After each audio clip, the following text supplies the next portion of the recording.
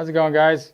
I'm Jeff with buildtofish.com and Batson Enterprises, and today we're going to straighten some guides. So we got our guides all wrapped on this rod here, and before we lay down finish coat, we got to make sure we got nice straight guides. So what I like to do is I'll do what I can getting them nice and straight on the rod while it's still in the machine. So I'll take, it's always good to have like a level or popsicle stick is a pretty good indicator.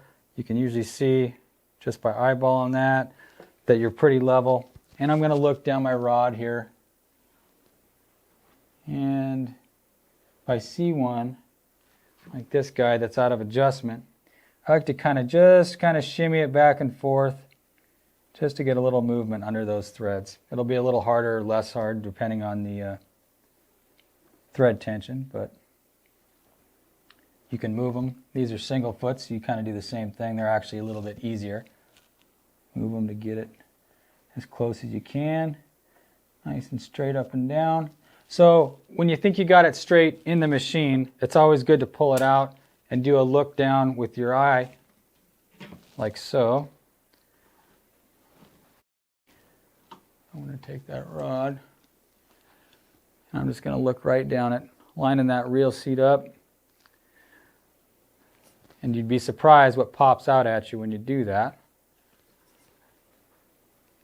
And the other thing you can do is flip it over, use your trigger as an indicator, and you can look for the frames sticking out the side like this one. Now we're talking. Yep.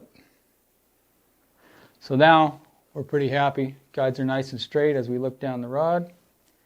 Put her back in there. Get her clamped in. And we're ready to finish coat. Nice straight guides. Thanks a lot. I'm Jeff again with Batson. Don't forget to check out buildtofish.com and batsonenterprises.com for all the latest and greatest. Thanks a lot, guys.